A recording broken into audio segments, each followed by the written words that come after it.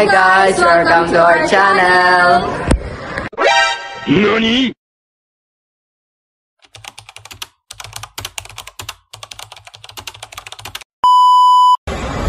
So now, we're talking about something really important, asking respectful and meaningful questions to the member of LGBTQ community.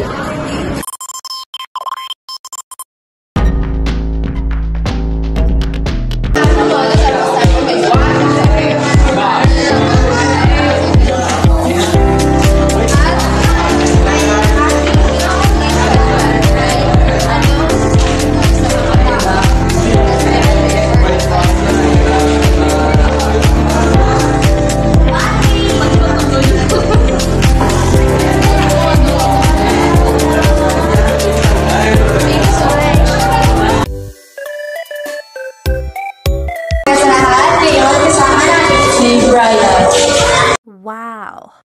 May mga isang kami bilang member ng LGBTQ, anong mga hobby sa buhay ang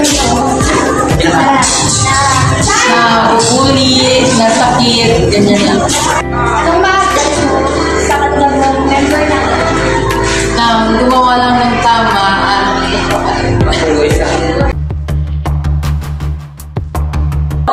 para sa'yo, anong ibig sabihin ng pansexual? nakakatawa sila ng uri. Paano mo nalaman na dahil nahulog ako sa Ano ang pinakamahirap na bahagi ng pagiging pansexual? yung inaskahan. Paano mo maharapin ang mga tao na hindi mo kaunawa sa kanila? Hindi naman nandun sa kanila yung